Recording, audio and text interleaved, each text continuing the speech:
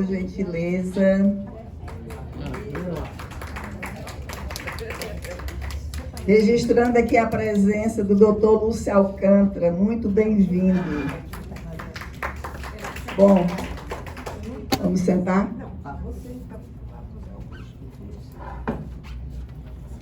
Um recadinho rápido. Dia 27, a Fundação Valdemar Alcântara e a Secretaria da Cultura do Estado do Ceará convidam para o lançamento da segunda edição do Livro dos Mestres. Vai ser na rua Júlio Vasconcelos, 100, às 19 horas, na Fundação Valdemar Alcântara. E é um grande prazer que recebemos o grande escritor e bibliófilo José Augusto Bezerra, amigo de longas datas, que falará sobre fatos históricos do tempo do Império e apresentará documentos da sua biblioteca. Com a palavra, José Augusto. Muito obrigado. Prezada presidenta ou presidente Marilena, vamos deixar na dúvida porque o dicionário dá as duas formas. E tem mais membros da mesa, especialmente as duas anfitriões da reunião de hoje, a Bernadette e a Cláudia Aldigueri. A essas garotas extraordinárias que são as amigas do livro. Eu acho que só existe no Brasil, e principalmente há tanto tempo, uma associação feminina dedicada realmente ao livro, a ter essa amizade com os livros e a divulgá-los. E, portanto, vocês são diferentes, especiais e originais. Na realidade, a Cláudia me perguntou se eu não tinha alguma palestra feita, gravada em pendrive. Eu disse, tenho, dentro do tema. E ela, então, achou interessante, porque é uma coisa que dá mais vida à palestra, porque tem música. Essas músicas foram compostas pelo Ricardo Bacelar, são músicas especiais. Vêm as fotos, essas fotografias são todas da minha biblioteca, mas eu não poderia trazê-las todas para cá. E tem vamos dizer, a participação, no final, podemos dizer, de um número grande de personagens que ajudaram, né? Então, essa palestra foi muito bem recebida em todo o Brasil. E, por exemplo, agora mesmo eu estou aqui com um WhatsApp aqui do lado do Pará, que eles querem me dar um título de doutor honoris causa lá, também é uma universidade lá. Então, em função dessa palestra, portanto, fora da televisão é a primeira vez que eu a estou apresentando, e depois eu responderei algumas perguntas. Mas antes de responder, eu, como eu disse que apresentaria mais alguns livros, aqui vocês já vão ver muita coisa da biblioteca que eu não poderia trazer. Mas foi feita em minha residência, porque era um local mais adequado para não transportar muitos livros, quadros, etc. Mas acredito que vocês vão gostar, porque realmente a história é algo fascinante. Principalmente quando nós vemos ali figuras maravilhosas, masculinas e femininas. E destarte, nós então, com a autorização da nossa presidente e das anfitriões, vamos autorizar aqui ao começo da nossa palestra. 200 anos se passaram do dia em que foi proclamada a independência do Brasil, em 1822, no dia 7 de setembro. O príncipe regente Dom Pedro de Alcântara Francisco Bragança e Bourbon estava em São Paulo, às margens do riacho Ipiranga, quando decidiu proclamar o Brasil livre de Portugal. A partir daí, o Brasil tornou-se um império e Dom Pedro I, o primeiro monarca. Ele governou até o dia 7 de abril de 1831, quando abdicou do trono em favor de seu filho, Pedro de Alcântara de Bragança e Bourbon, Dom Pedro II.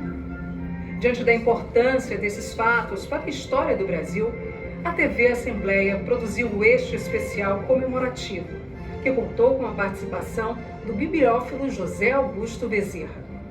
Ele vai falar sobre o que aconteceu no Brasil desde a chegada da Corte Real Portuguesa ao Rio de Janeiro em 1808 até o final do Primeiro Império. Paralelamente, nos presenteia com a exposição do seu acervo. José Augusto Bezerra é presidente da Associação Brasileira de Bibliófilos, ex-presidente do Instituto do Ceará e da Academia Cearense de Letras, membro do Instituto Histórico e Geográfico Brasileiro e de outras importantes instituições culturais nacionais e internacionais. Fique agora com o especial 200 anos da independência do Brasil.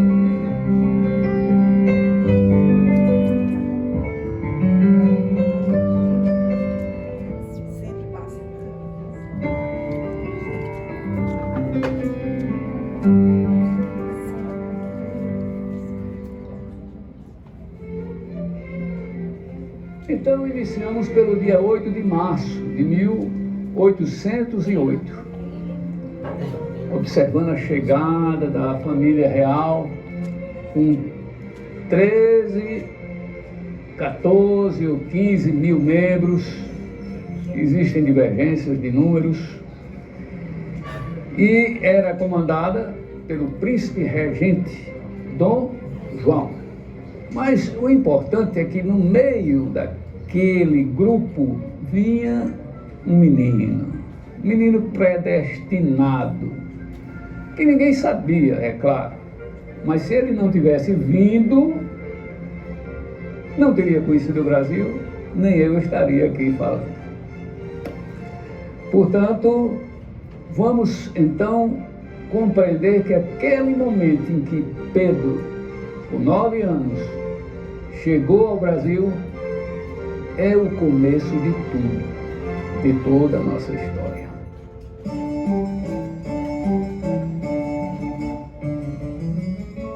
Depois desse dia da chegada, passaram-se 7 anos de um frenético crescimento do nosso país.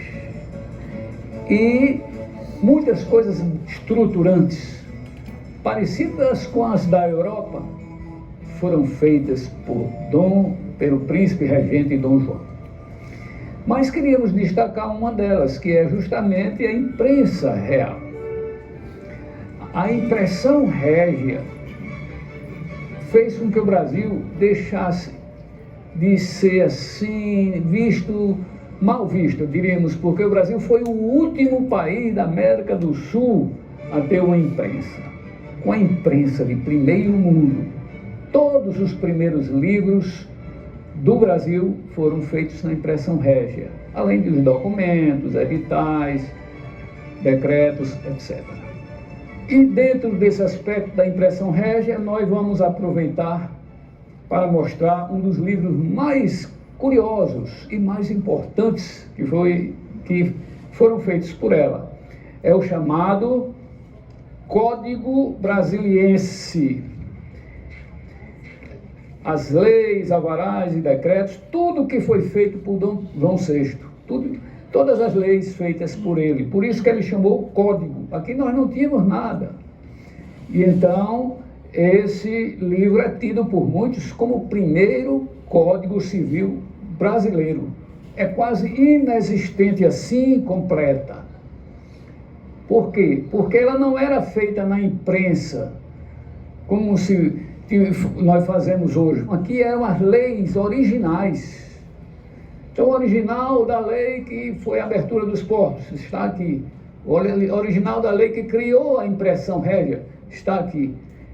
Então, essa é a lei original. Portanto, ela não pode ser feita segunda edição, terceira edição. E é, sem dúvida, uma das joias da bibliografia do Brasil.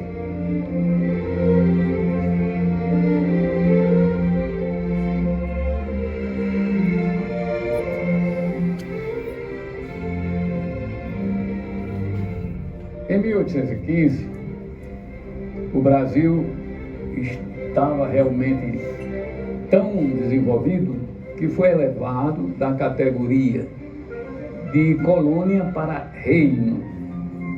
Reino Unido, Portugal, Brasil e Algarves. Foi uma grande vitória para o nosso país. E para tal, nós podemos demonstrar com esse livro extraordinário, um livro antiquíssimo, de 1816, porque esses objetos que nós estamos mostrando, eles interagem com o momento. Então veja o que diz aqui: oração congratulatória pela exaltação do Brasil em reino, recitada na Catedral da Bahia, em 24 de fevereiro de 1816, na festa que fez o Senado da Câmara, por Inácio José de Macedo.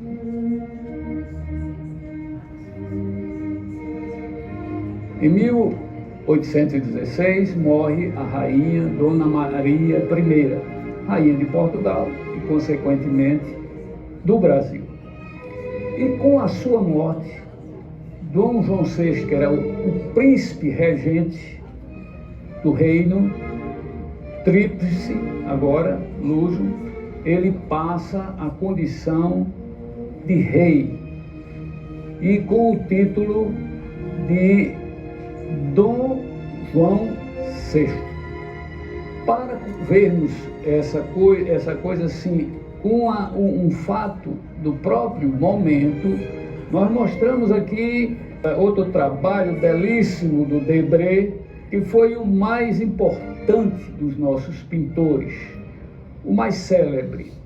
E aqui ele registra esse momento triunfal, em que Dom João VI é aclamado por todos. Chegamos em 1817, que é um ano inesquecível, porque foi o momento em que Dom Pedro, o príncipe do Brasil, casou com a arquiduquesa da Áustria, Maria Leopoldina. O nome dela era Carolina Leopoldina, mas ela acrescentou Maria em homenagem ao Brasil. E o resto do nome era muito grande. Esta foi uma jogada diplomática excepcional. E justamente porque a Áustria era talvez o mais importante país do mundo naquela época. Portanto, mostrava a importância que se estava dando ao Brasil. E para se caracterizar isso, o casamento foi feito por procuração.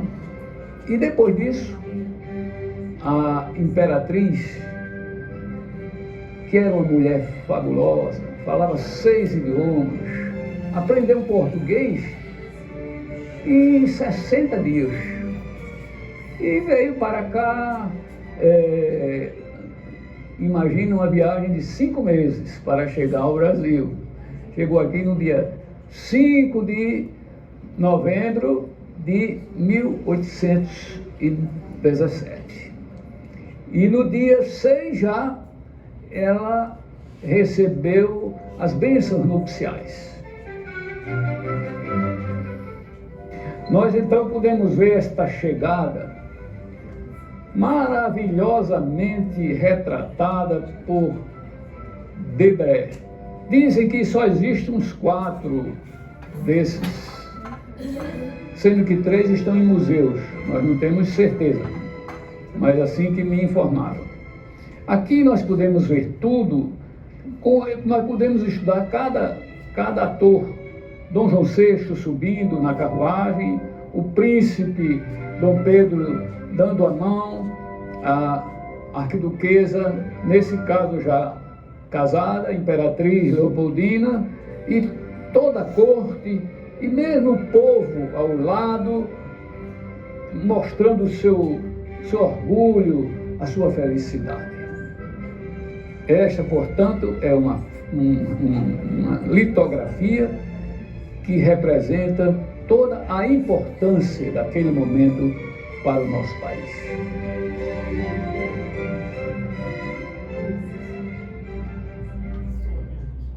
Chegamos agora a 1820, quando irrompeu uma revolução em Portugal, chamada Revolução do Porto.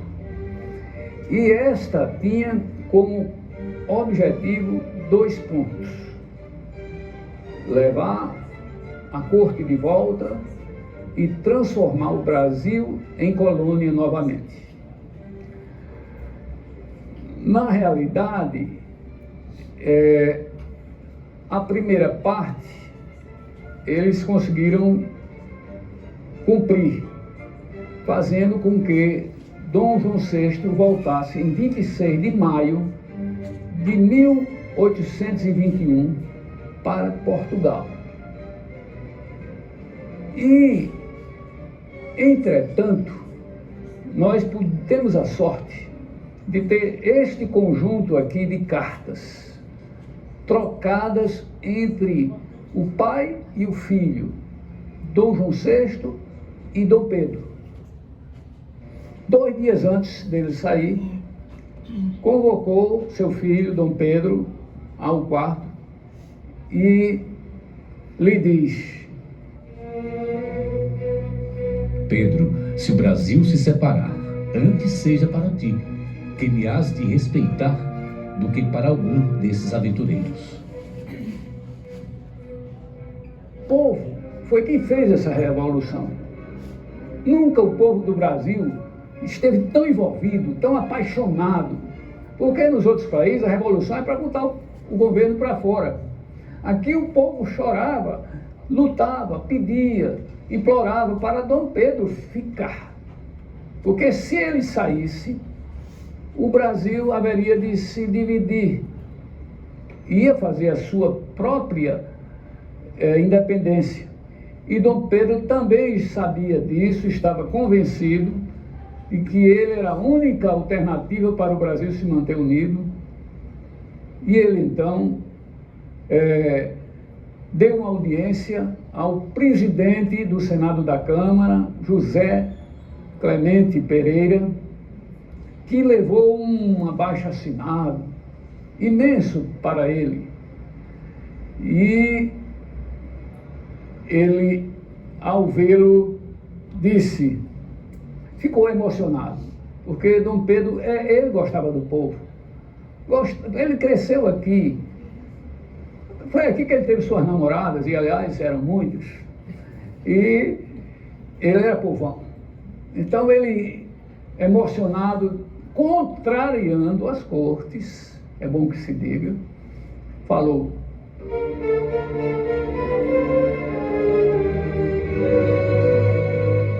Como é para o bem de todos e felicidade geral da nação, estou pronto. Diga ao povo que fico.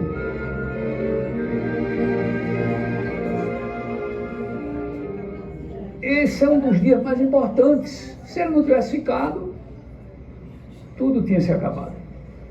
Então o povo cantou, dançou, fez festas nas ruas por vários dias. E esse ficou sendo chamado de o Dia do Fico.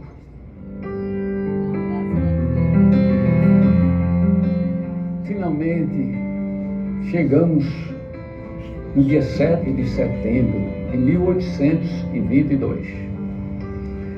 O ponto culminante de toda essa história.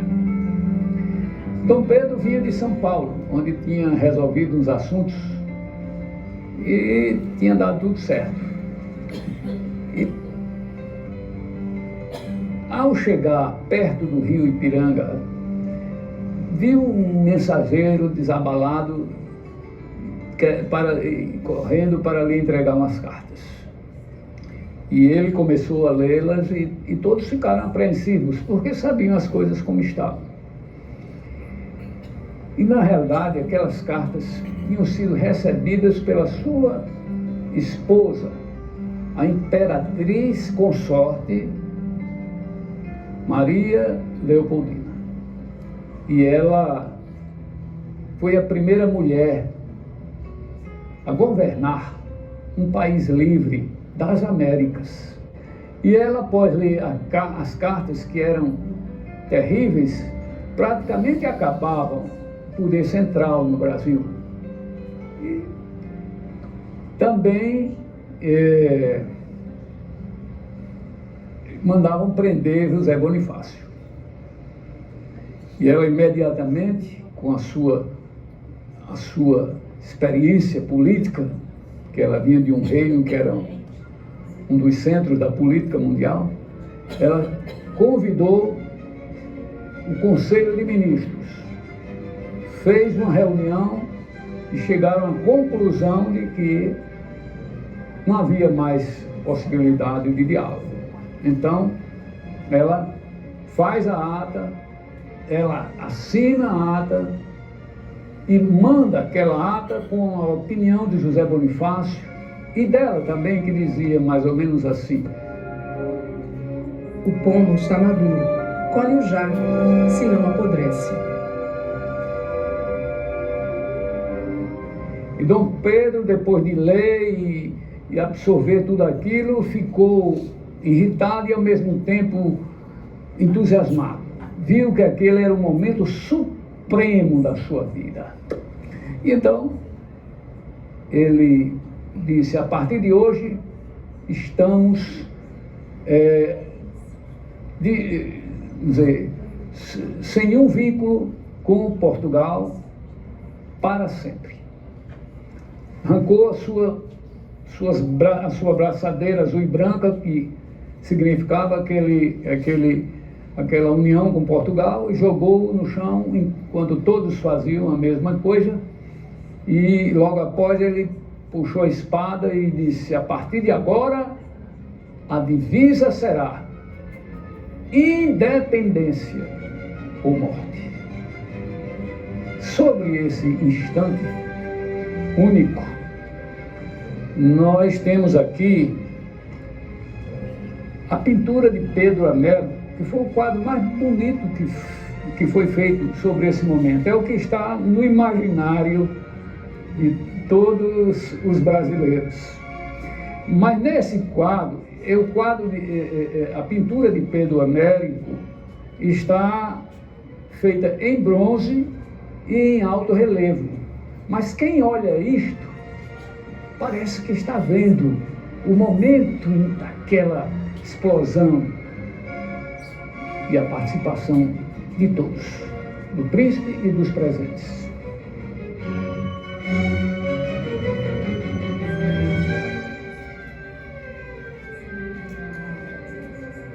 Eu vou agora mostrar uma coisa inédita, que nunca foi mostrada em nenhum evento, nem de televisão, nem de exposição, que é chamado o Leque da Independência.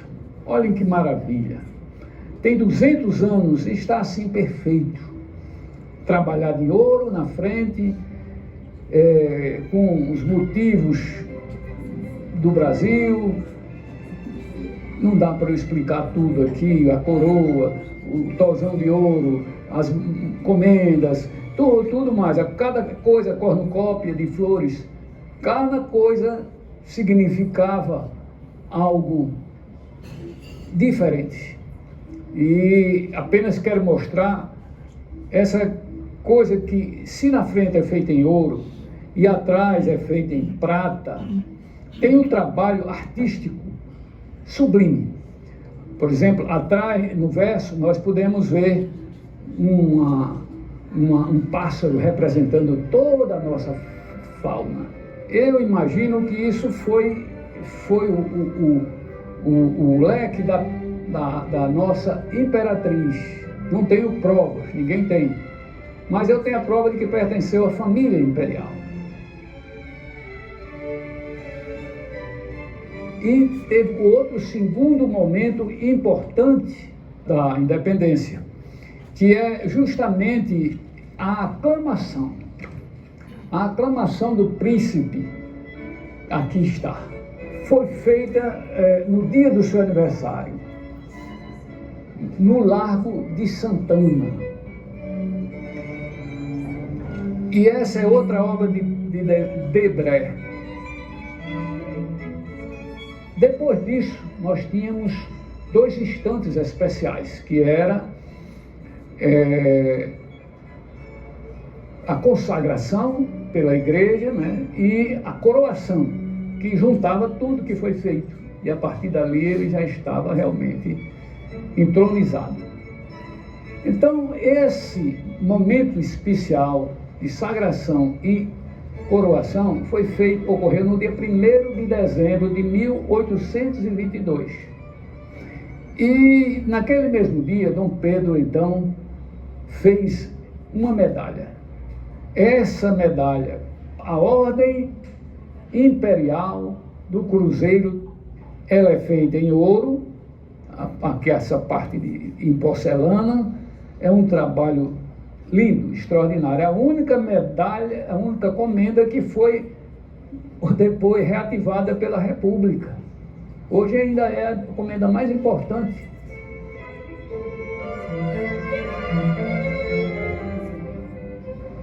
Depois de tudo isso que nós mencionamos, de todo esse ritual, então agora tinha o trabalho.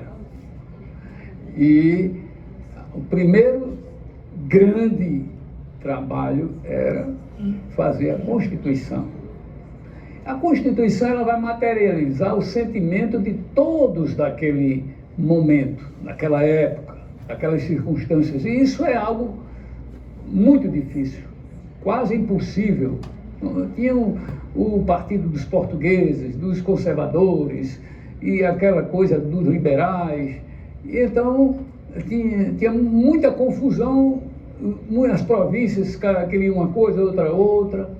E então, enfim, Dom Pedro chamou uma constituinte, criou uma constituinte e mandou estudar o assunto. E elas, quando entraram nessas pressões, ela começou a tirar os poderes do rei e colocar para as províncias. E Dom Pedro sabia que precisava de poderes para poder manter o Brasil unido. Então, ele teve que dissolver a Constituinte e chamou um Conselho de Estado que fez esse projeto de acordo mais ou menos com o que Dom Pedro queria. Aquela segunda Constituinte, feita pelo Conselho de Estado, fez uma Constituição melhor do que a primeira, porque a primeira, diz ele, que era mais voltada para os aristocratas, para os latifundiários, e essa segunda não, ela havia aspectos sociais, etc., e botava um poder que podia equilibrar os problemas dos outros. E era uma Constituição muito avançada para a sua época. Então foi a primeira Constituição do Brasil e foi a mais longeva, a que mais tempo de vida teve até hoje, vivendo 65 anos até a proclamação da República. Feita a Constituição, teríamos o círculo fechado. Mas eu vejo que muitas pessoas imaginam que a proclamação da independência foi o dia que Dom Pedro I levantou a espada e gritou independência ou morte. Só isso. Muito sangue foi derramado. Imaginam alguns que talvez até 20 mil brasileiros tenham dado a vida por essa Constituição e por essa proclamação de independência. O Brasil, de um modo geral, pela Guerra de Cisplatina e pela Confederação do Equador, ele quase quebrava financeiramente.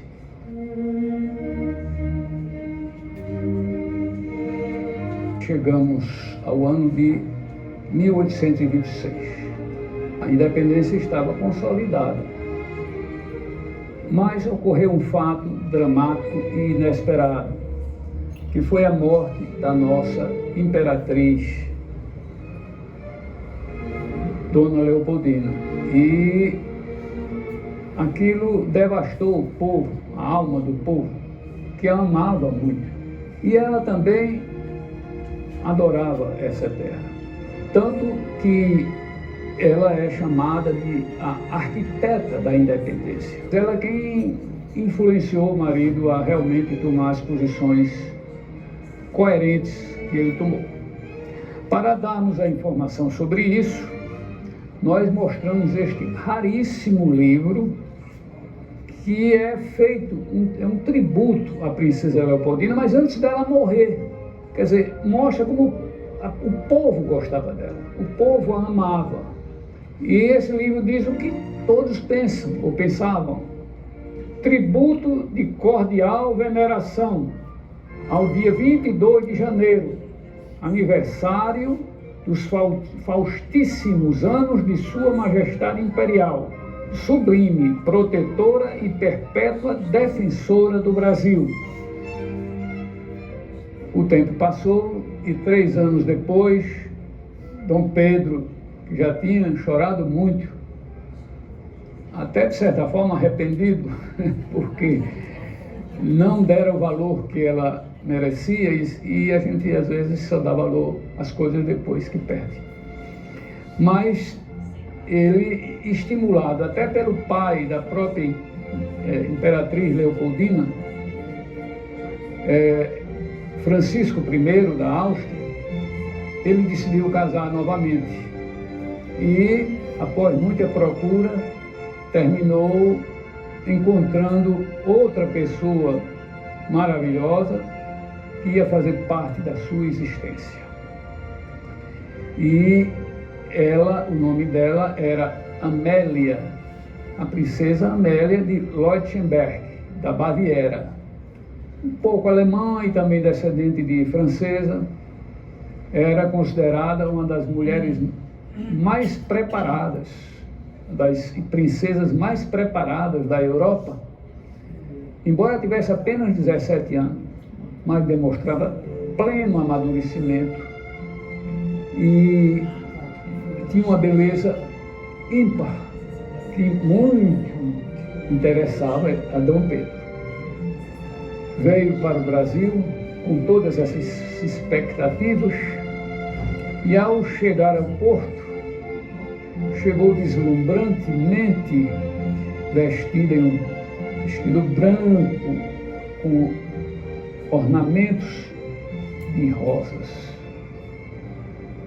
Então, Dom Pedro ficou tão enlouquecido com aquela visão que decidiu criar uma comenda da Ordem da Rosa, considerada a mais bonita comenda feita no Brasil, a mais desejada pelos que esperavam alguma recompensa.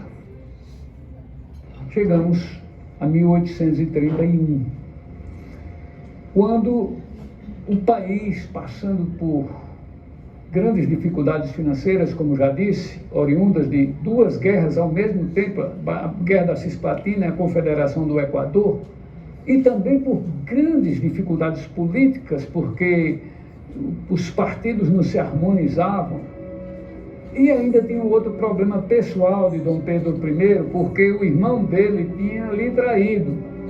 Ele pediu para o irmão se casar com a sua filha, e o irmão, quando casou, tirou logo a filha dele de lado e se entronizou o imperador, e um imperador absolutista, ditador. E Dom Pedro era um homem liberal e não aceitava isso.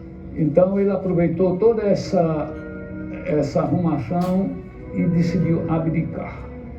Abdicou em nome de Dom Pedro II, embora o seu filho tivesse 6 anos. E é muito triste a separação dele com o filho, que ele nunca mais viu. E nem a mãe, a princesa Amélia, que tomara aqueles filhos como sendo dela. E eles se separaram à noite. banhados de lágrimas e deixando umas cartas muito bonitas.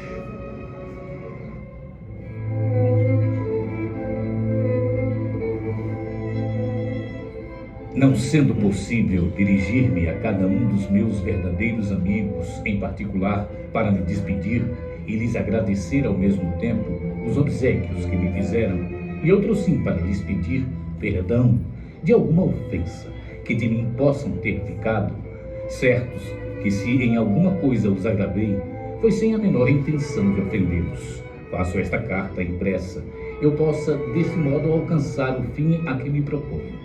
Eu me retiro para a Europa, saudoso da pátria, dos filhos e de todos os meus verdadeiros amigos. Deixar objetos tão caros é sumamente sensível, ainda ao coração mais duro, mas deixá-los para sustentar a honra não pode haver maior glória. Adeus, pátria, adeus, amigos, e adeus para sempre.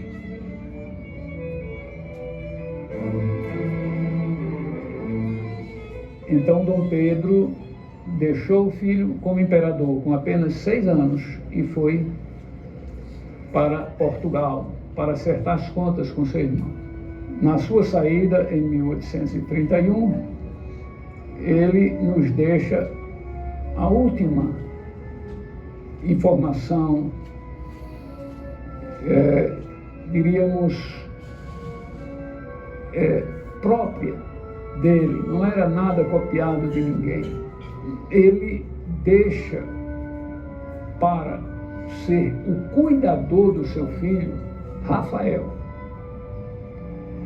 E era um funcionário do palácio. Vejam bem, eu disse funcionário, não escravo. Porque ele era um amigo de Dom Pedro. Ele lutara com ele nas guerras de Cisplatina, e Dom Pedro tinha como uma pessoa de confiança, até de confidências. E então ele deixou o filho dele, Dom Pedro II, a sua maior joia, nas mãos de Rafael.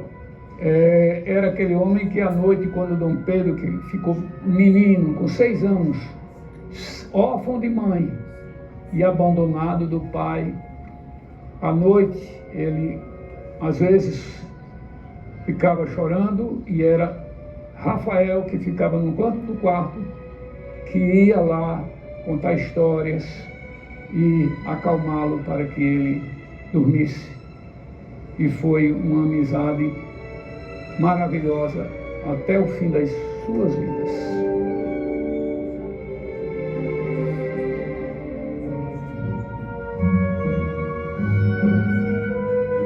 Chegamos ao final dessa exposição sobre esse momento fabuloso do nosso país. E chegamos vendo um homem que se tornara rei em Portugal e rei no Brasil. Um herói que conquistou a liberdade em 2 mundos. E um homem que já fizera o seu primeiro sonho, quando colocou Dom Pedro II para ser imperador do Brasil. Concluiu o seu segundo sonho, mesmo que tivesse pago isso com a própria vida, que era deixar a sua filha Maria da Glória como rainha de Portugal. Foram 2 grandes reis, amados, e que governaram por muitos anos. Então, assim é que vale a pena se viver, conquistando glórias. Em tão pouco tempo, ele fez tanta coisa.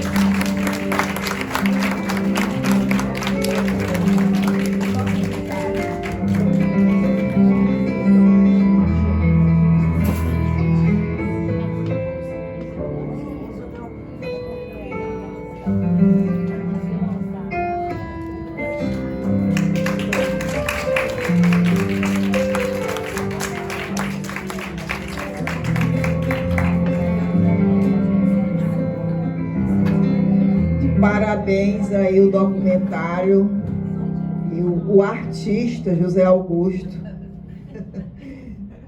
Muito bonito o documentário.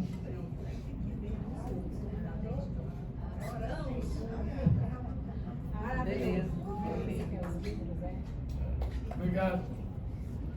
É um prazer que vocês tenham apreciado a história desse momento do Brasil. E é uma história documentada. E por isso que quem aprecia documentos como eu e tantos, maioria dos que aqui estão, mas principalmente o Lúcio, que é um bibliófilo também de mão cheia, e a doutora Ângela, que também é uma bibliófila, e todos os que apreciam livros, pois o bibliófilo, todos aqui são, porque a palavra biblos quer dizer livro e filos quer dizer amor. Então todos somos amantes dos livros. Por isso é uma sociedade das amigas dos livros. Podia ser um nome a sociedade de bibliófilas. Estava na mesma coisa. A tradução do nome bibliófilo quer dizer amigo do livro ou amante dos livros. Então, é importante falar com os documentos, porque dá vida, dá dinâmica, dá confiança no que está sendo exposto. Eu também trouxe, como eu disse, algumas obras, mas tudo tem que ficar dentro do tempo que me foi dado. Então, mas para conhecimento de todos, eu vou começar por esse livrinho aqui, que é um livrinho raro, mas é a cartilha imperial para o uso do senhor Dom Pedro II nas suas primeiras lições. Então essa foi a cartilha que Dom Pedro II usou. Então é realmente emocionante, né? Saber que ele aprendeu aqui, porque eu tenho os ditados que ele fazia aos 8 e 11 anos, nós vemos realmente como era um homem precoce. Desde criança ele tinha aquela seriedade, um pouco de tristeza, justamente porque ele foi criado assim, muito só, mas era um homem incrível, talvez para muitos o maior brasileiro de todos os tempos, mas de qualquer sorte, ele falava 11 idiomas, incluindo o Tupi-Guarani, e mais 6 ele conhecia bem, quer dizer que na realidade muitos citam 17, mas na realidade ele, com plenitude, eram 11 idiomas. E era interessante quando ele chegava naqueles países árabes ou asiáticos, ele ia assistir às palestras, e na língua, né, dos árabes, dos hebreus, então, e ele trocava ideias, ele fazia perguntas, e isso orgulhava o Brasil. Tanto que quando ele morreu, o jornal New York disse que morrera o mais sábio governante da atualidade. E realmente foi um homem que deixou marcas. Em segundo lugar, nós podemos mostrar essa obra interessante, que são 3 livros desses. Esse é o primeiro, que é os livros manuscritos pelo Padre Vieira, e com as assinaturas originais dele. Quer dizer que é um livro, o manuscrito é um livro único. É um livro, quer dizer, que não pode ser impresso assim, é um manuscrito. E os manuscritos são originais.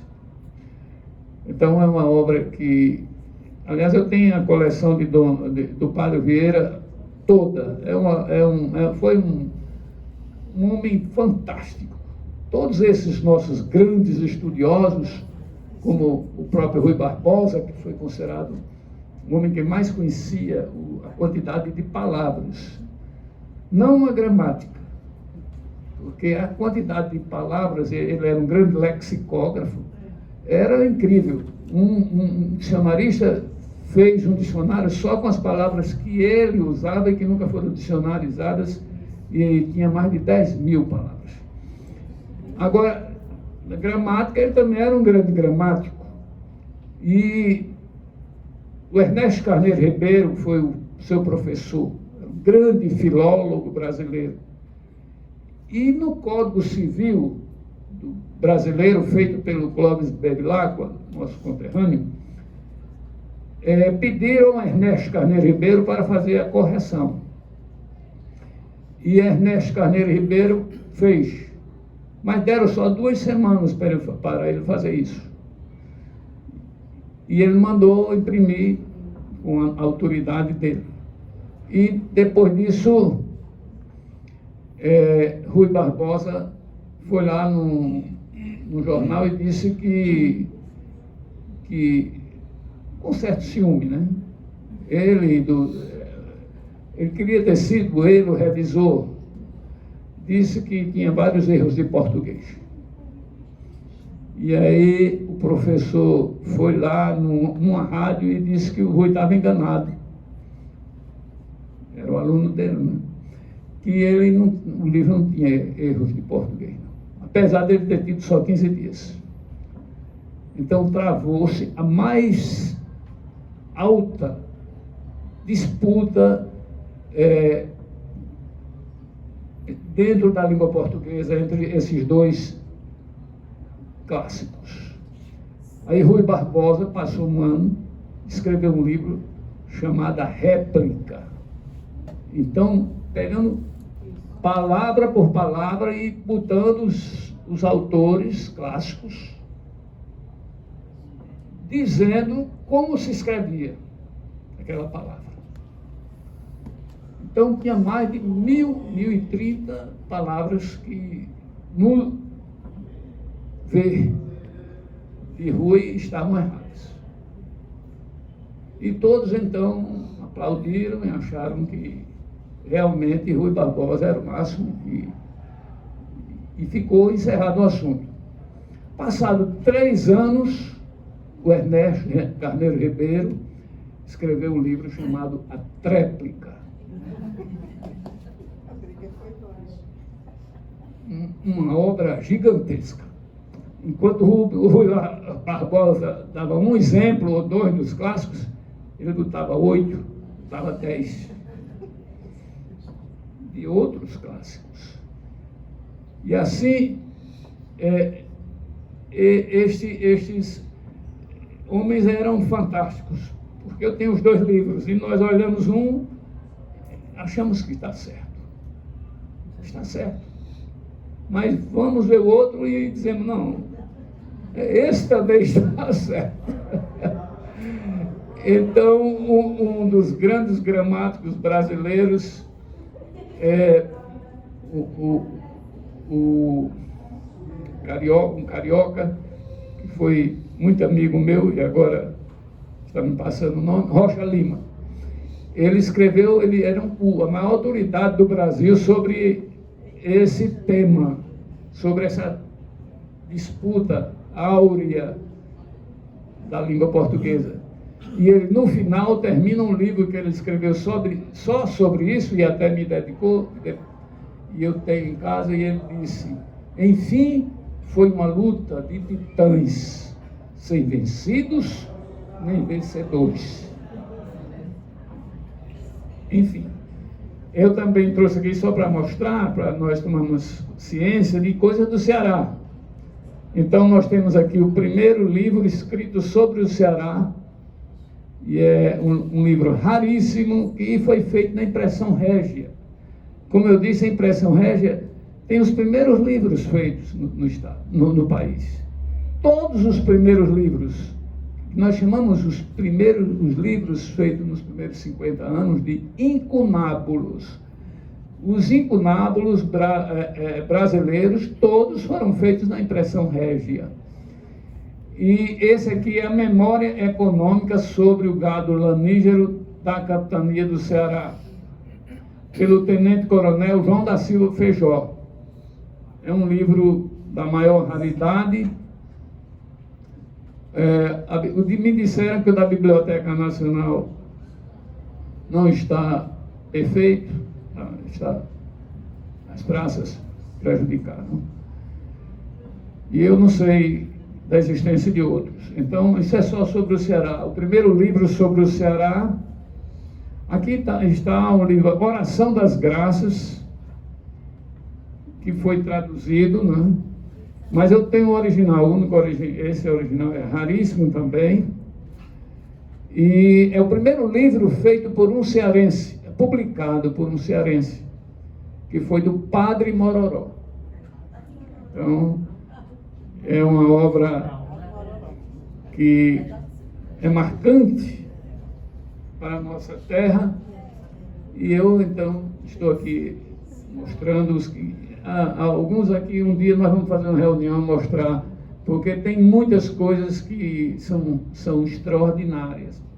Na área de numismática e a biblioteca se divide em 11 áreas. Uma delas é toda de Raquel, que Raquel, a família me doou desde o primeiro livrinho até o crucifixo, que estava na cabeceira dela.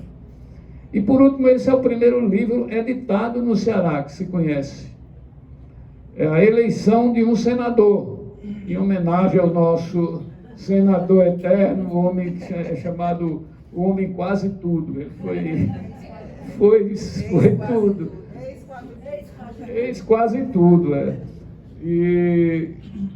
E realmente é uma obra, vamos dizer, extraordinária, de 1840, do começo da nossa edição local. E quem é? Ela é sobre, ele tem o nome de quem escreve aqui, mas é sobre o Marquês de Abrantes, que morava no Rio, mas podia se candidatar aqui naquela época. E ele foi escrito, esse livro foi escrito mostrando que houve muita fraude na eleição. Isso mostra que não é uma coisa nova. Mas ocorre o seguinte, esse livro tem uma curiosidade. Vejam aqui na frente, nas páginas, e em todas as páginas internas, aqui nós vamos olhando, o Marquês de Abrantes escreve com a sua letrinha pequenina as respostas a essa pessoa que escreveu, mostrando que não houve fraude. Então, é uma coisa que fica na dúvida, né? Mas dá mais raridade ao livro, porque realmente vem com o manuscrito, mas ele foi impresso na tipografia patriótica do Ceará, de Antônio Eloy, mas não tem o nome de quem escreveu, mas nós sabemos em qual tipografia foi feita. Então, respondendo a doutora, agora, para terminar, eu só queria fazer aqui uma surpresa ao nosso amigo comum, irmão praticamente, de literatura. O Lúcio, ele faz uma coleção de abridores de livros, né? Não, porta-páginas, aquelas páginas fechadas que vinham antigamente. Eu, então, consegui aqui no leilão 2 marcadores feitos em prata. E aqui vem com a coroa imperial. E eu, então, vou passar a mão dele primeiro. E o segundo, vejam que maravilha também aqui. Se ele quiser, eu mando passar nas mesas depois. Eu passo aqui na primeira mesa e e peço aqui as duas anfitriãs que passem as mãos do nosso ex-quase tudo como uma homenagem a ele por ter vindo hoje, já que ele não podia, pois está preparando a grande festa da Fundação Valdemar de Alcântara amanhã.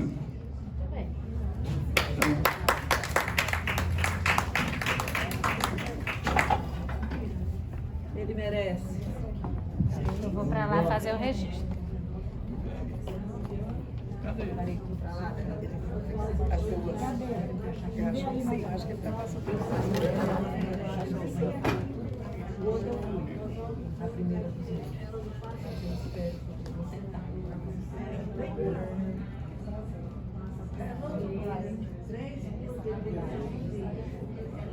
Esse é o nome de quem possui.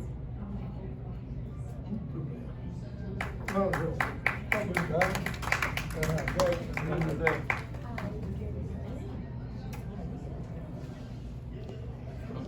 Bom, eu vou agradecer ao meu querido amigo por esses dois belíssimos exemplares de abridores, de quando os livros vinham com as páginas, não é, coladas.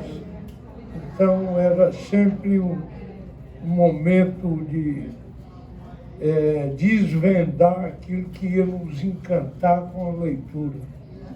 E além de um grande bibliófilo, um intelectual, um autor, é um homem muito generoso, né? Ele partilha muito com os amigos todas essas belezas que ele tem colecionado ao longo da sua vida, com a ajuda da Margarete e da Bernadette. Margarete é mais recente, mas muito dedicada também. E a Bernadette, que é uma colaboradora e restaura livros. Aquela mesa onde ele colocou muitos dos quadros, dos objetos, é onde eu de vez em quando como um bolo gostoso que ela faz, né? Com café. Mas eu queria fazer duas observações sobre a palestra do Zé Augusto, que é uma beleza. Mas ele fez um livro também e que tem uma característica. Uma palestra como essa, geralmente é feita por uma pessoa passeando no museu. Olha aqui, quadro tal, olha aqui, documento tal. E nós vimos aí que ele fez em casa e com documentos dele. Documentos que fazem parte do acervo dele. Igualmente, o livro foi sobre a história do Brasil. O título, como é? História do Brasil em manuscritos. História do Brasil em manuscrito. Todos os documentos que estão no livro, alguns deles raríssimos, são da coleção dele. Então ele conta a história mostrando documentos que ele possui, que é uma coisa rara, muito difícil. Principalmente no caso do livro, que é um livro volumoso e muito documentado. Então, na verdade, ele é dono de um acervo muito valioso e muito importante. Eu não sei, de vez em quando ele me conta, mas eu não gravo tudo. Muitos são documentos únicos. Só ele ainda possui esse documento. Não é isso, Léo? Outro comentário aí já sobre a palestra é que ele, embora fosse um programa para televisão, então sempre com tempo limitado, ele, de certa forma, restaura a figura de Dom Pedro I, que é mostrada assim, muitas vezes, como um impulsivo, um doidivana, um homem sem cultura. Não é, porque ele realmente era, inclusive, conhecia muita música. O primeiro hino do Brasil. E depois com o Neu, com toda aquela coisa. Fez o primeiro hino do Brasil e falava o latim quase correntemente, que é raríssimo. Pronto. Então ele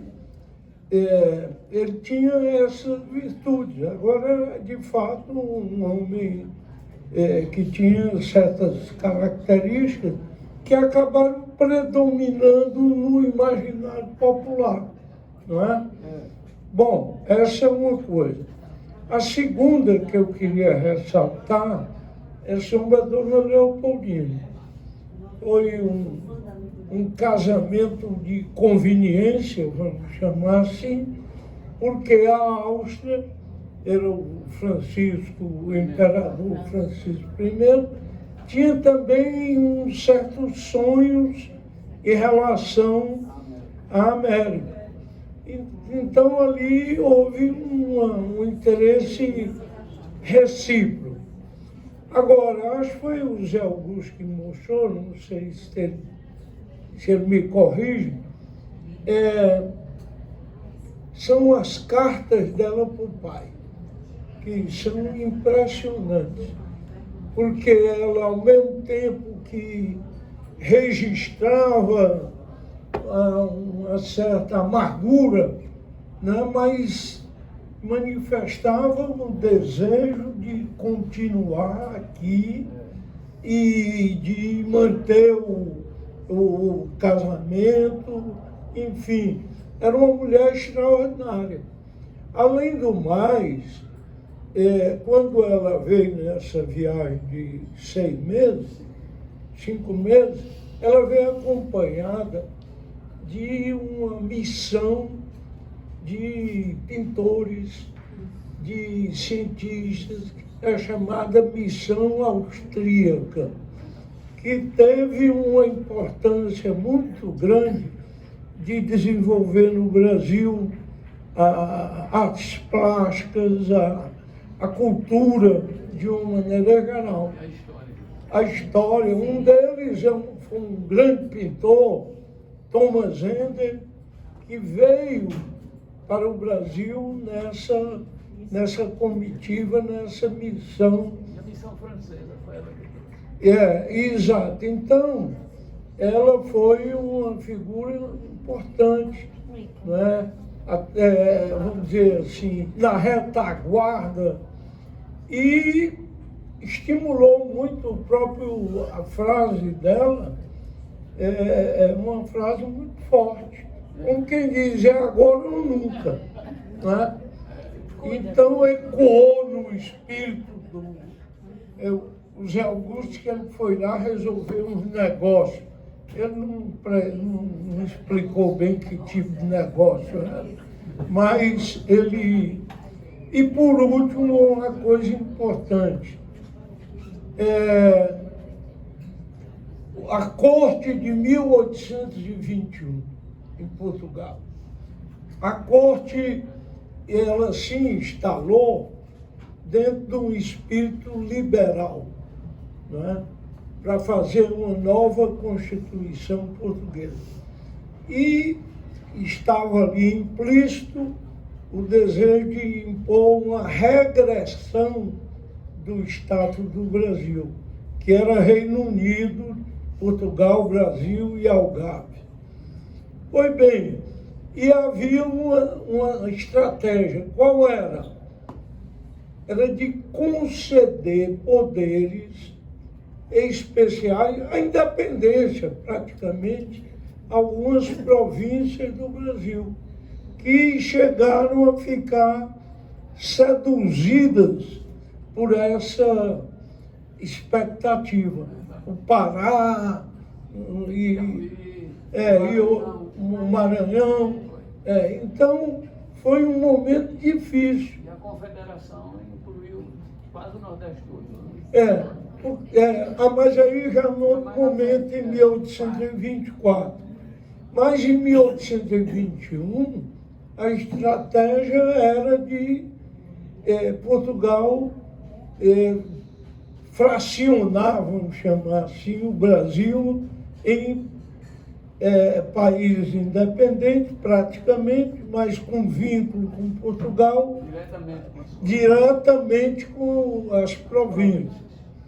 E, no fim, que a independência não se consolidou só naquele grito de Pedro I. Teve muito desdobramento.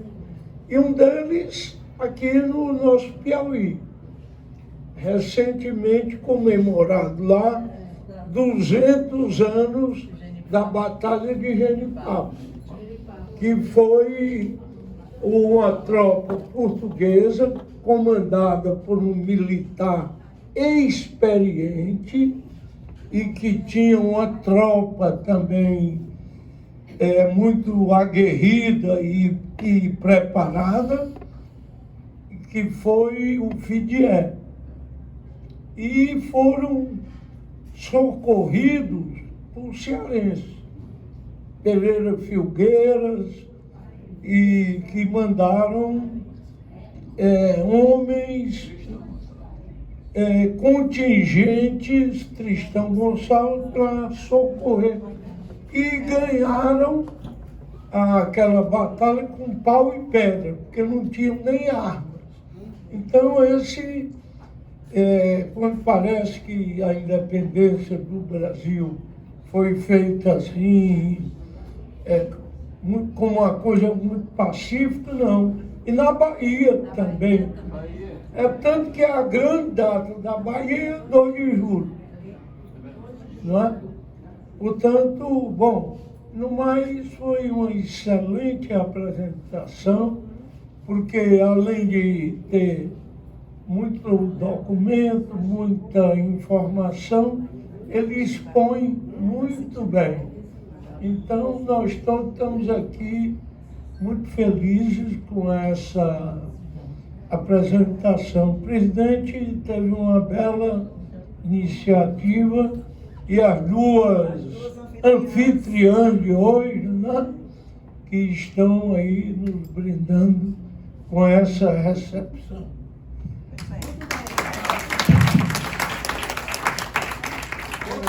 Quero só para terminar, que eu me esqueci, está no bolso aqui.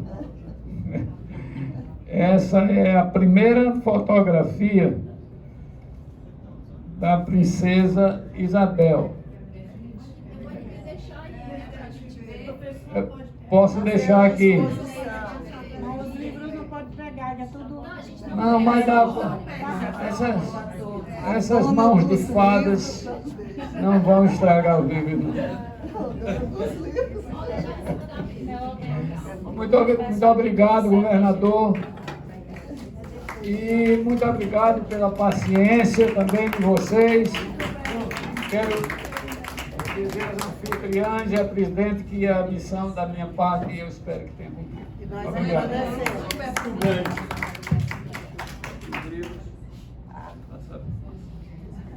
A missão foi cumprida, com certeza. E ainda tivemos uma aula do Dr. Lúcio. Complementou.